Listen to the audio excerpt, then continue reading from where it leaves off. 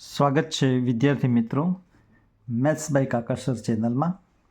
આજે આપણે ધોરણ 4ના સ્વઅધ્યયન પોથીમાં ભાગ 3ની અંદર પ્રકરણ 11માં વાડીમાં એ પ્રકરણના પ્રશ્નોના જવાબો સમજવાના છીએ. મિત્રો, સૌ પ્રથમ તમે પ્રશ્નોના જવાબો આપો, તમારી જાતે આપો, સમજીને આપો. પછી એનો ચકાસણી કરવા માટે, તમારા જ્ઞાનમાં વધારો કરવા માટે આ વિડીયોને જોવાનો છે. ચલો શરૂ કરીએ. આપેલા વિકલ્પોમાંથી સાચો વિકલ્પ બોક્સમાં લખો. નીચેમાંથી કયા વૃક્ષની વડવાઈ હોય છે? તો મિત્રો વડને હોય છે, બી જવાબ. નીચેનામાંથી કયું ફૂલ પાણીમાં થાય છે? કમળ. તો એનો જવાબ આવશે એ. એ રીતે બોક્સમાં તમારે સાચા જવાબો લખવાના છે. કયા ફૂલનો ઉપયોગ ગુલકંદ બનાવવામાં થાય છે? તો ગુલાબ. ગુલાબમાંથી ગુલકંદ બને. પ્રશ્ન નંબર 4 જે છે એ શું કહે છે? કબીરવડ કયા જિલ્લામાં આવેલો છે? તો ભરૂચમાં. ખાખરાના ફૂલને શું કહેવાય? તો કેસુડો કહેવાય.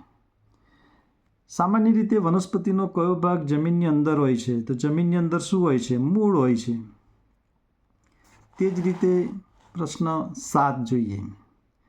નીચેનામાંથી કઈ શાકભાજીના મૂળનો ઉપયોગ ખોરાક તરીકે થાય છે? તો ગાજર જે છે એનો આપણે ઉપયોગ કરીએ છીએ, જે મૂળ છે. પતંગિયું છોડના કયા ભાગ તરફ આકર્ષાય છે? તો તમે જોયું હશે મિત્રો, પતંગિયું સામાન્ય રીતે છોડની આસપાસ ઉડતું હોય તો એ ફૂલની તરફ આકર્ષાય છે. નીચેનામાંથી કયા વૃક્ષના મૂળ જમીનની અંદર અને બહાર જોવા મળે છે? તો વડ જે છે એના મૂળ જમીનની અંદર પણ હોય, જમીનની બહાર પણ હોય છે. તો આ રીતે પ્રશ્ન 1 આપણે જોયો. પ્રશ્ન 2 ને આપણે જોઈએ મિત્રો. પ્રશ્ન 2 શું કહે છે? જોડકા. છોડ ઉપર ખીલતું ફૂલ તો મોગરો. ઝાડ પરથી ખીલતું ફૂલ, આમાંથી જે બમાં આપ્યું છે તમારે વિચારી જોવાનું છે. ઝાડ પર ખીલતું ફૂલ કેસુડો. પાણીમાં ખીલતું ફૂલ કમળ. વેલ ઉપર ખીલતું ફૂલ મધુમાલતી. જમીનની બહાર દેખાતું મૂળ વડવાઈ. તો મિત્રો, તમે સમજો, વિચારો અને જાતે જ પ્રશ્ન આપવાનો પ્રયત્ન કરશો તો તમને મજા આવશે. અહીંયા ખરા ખોટા આપેલા છે. ફૂલમાંથી અત્તર બનાવવામાં આવે છે. સાચી વાત. ખેડૂતો દ્વારા ફૂલો અને શાકભાજીની ખેતી કરવામાં આવે છે. ખરું. બધા ફૂલોના રંગ સરખા હોય છે. ખોટું. બધા ફૂલોના રંગ સરખા હોતા નથી. વડના મૂળ જમીનની અંદર હોતા નથી. તો જમીનની અંદર હોય છે, જમીનની બહાર હોય છે, એટલે ખોટું. ફૂલોને તેમની સુગંધ પરથી ઓળખી શકાય છે. સાચી વાત. આપણે સુગંધ આવે ત્યાંથી ખબર પડે કે આ ગુલાબનું ફૂલ છે, આ મોગરાનું ફૂલ છે, વગેરે. લીમડાના ફૂલનો રસ કાઢીને પીવામાં આવે છે. સાચી વાત. કળીમાં રહેલી પાંખડીઓ બીડાયેલી હોતી નથી. ખોટું. કેસુડાનો ઉપયોગ રંગ બનાવવા માટે થાય છે. સાચું. ત્યાર પછી પ્રશ્ન નંબર 4 જે છે જોઈએ. તો પ્રશ્ન નંબર 4 શું કહે છે? વર્ગીકરણ.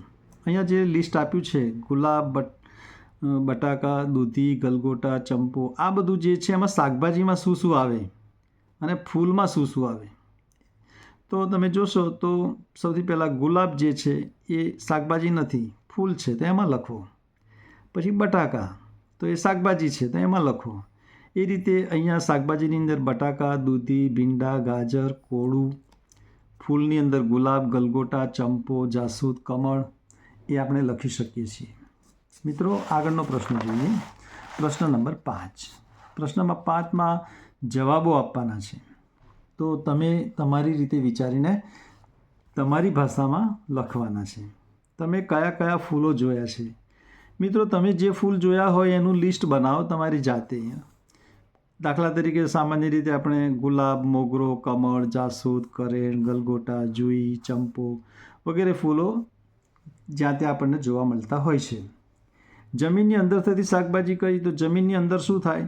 તો બટાકા જમીનની અંદરથી આપણે બહાર કાઢીએ છીએ. મૂળા, ગાજર, બીટ, ડુંગળી, લસણ, આદુ, આ બધું જમીનની અંદર થાય છે. જમીનની બહાર થતી શાકભાજી કઈ છે? તો જમીનની બહાર થતી શાકભાજીમાં રીંગણ છોડ ઉપર લાગે, ટામેટાં, દૂધી, તુરિયા, કારેલા, કોબીજ, ભીંડા, ગવાર, ફલાવર વગેરે આ જમીનની બહાર થતી શાકભાજી છે. તમારા ઘર અથવા શાળામાં ફૂલોનો ઉપયોગ ક્યાં થાય છે? તો ઘરમાં આપણે પૂજાનું સ્થાન હોય ત્યાં ભગવાનને ફૂલ ચડાવવા માટે ઉપયોગ કરતા હોય, શાળામાં પૂજા કરતા હોય, વર્ગ સુશોભનમાં એનો ઉપયોગ કરતા હોય છે. તમારા ઘરમાં ફૂલ અથવા છોડની છાપનું ચિત્ર કઈ કઈ વસ્તુ પર જોવા મળે છે? તો મિત્રો આપણા ઘરની અંદર તમે જુઓ તો જે ફૂલ છે એ ઓશિકાનું કવર હોય, ચાદર પર ડિઝાઇન હોય, બારીના પડદા હોય, દિવાલ પરની ડિઝાઇન હોય, ટાઇલ્સો પર આપણે આ ચિત્રો જોવા મળે છે. તમારી શાળામાં ફૂલના છોડ છે? હા, તમારી શાળામાં ફૂલના છોડ છે. મિત્રો તમારી શાળામાં પણ બગીચો હશે. તો એ જે ફૂલ છે શાળાની અંદર તમે કયા કયા સામાન્ય રીતે બગીચામાં જુઓ છો? ગુલાબ, મોગરો, ચંપો, ગલગોટો, જાસૂદ, કરેણ, બારમાસી વગેરે ફૂલો આપણને જોવા મળે છે. પ્રશ્ન નંબર 6 જોઈએ મિત્રો, તો એની અંદર આપણને આપ્યું છે જવાબ લખો.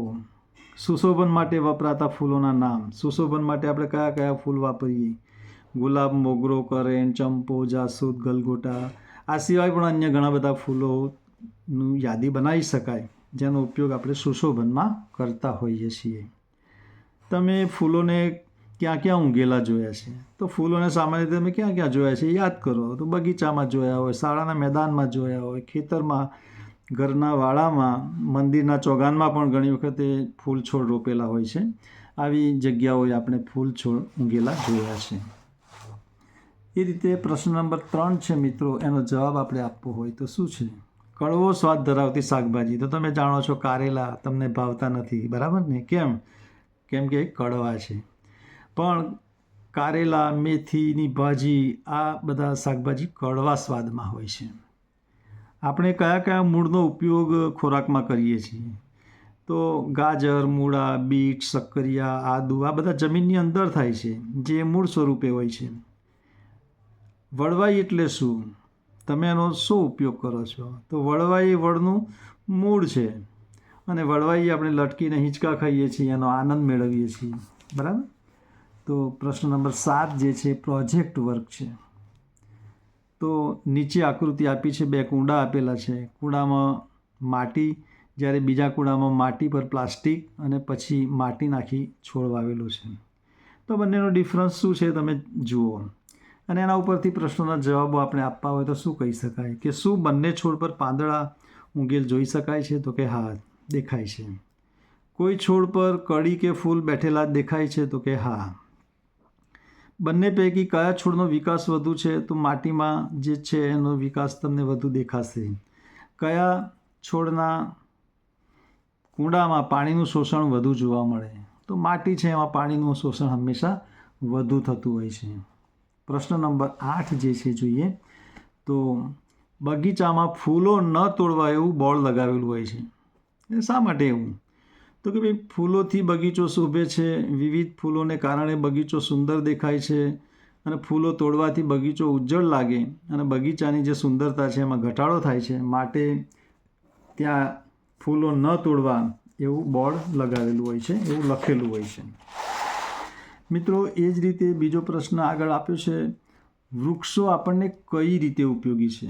મિત્રો આપણે વૃક્ષો તો અનેક રીતે ઉપયોગી છે. એનું આપણે વિચારીએ તો ફળ આપે, ફૂલ આપે, છાંયડો આપે, પછી વરસાદ લાવવામાં મદદરૂપ થાય છે. વૃક્ષો વાતાવરણને ઠંડુ રાખે છે.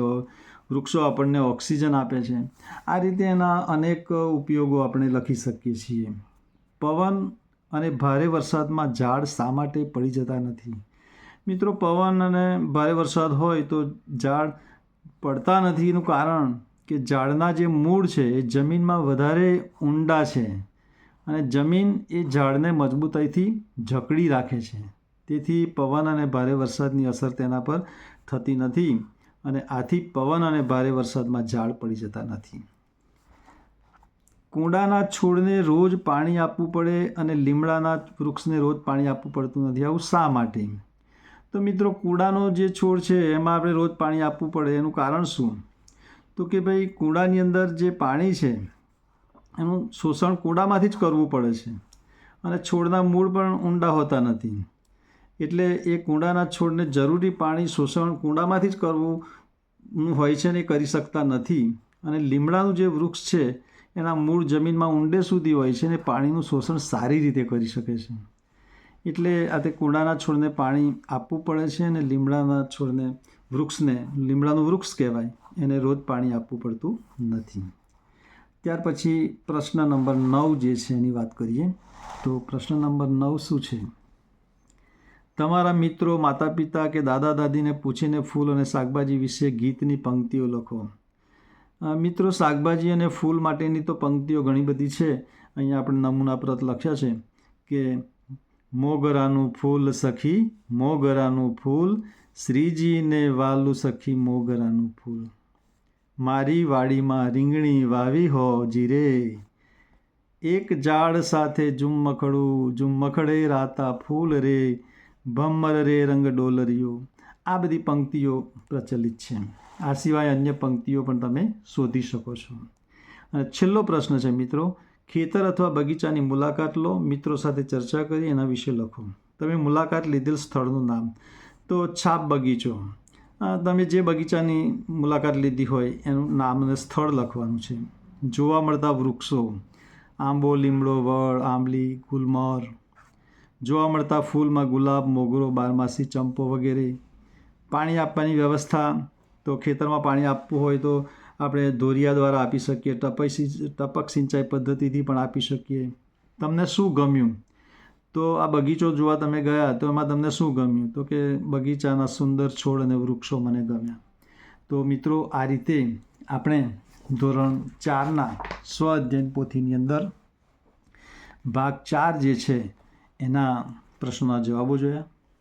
મિત્રો, વિડીયો ગમ્યો હોય તો લાઈક કરો, શેર કરો, સબસ્ક્રાઈબ કરો. Thank you very much.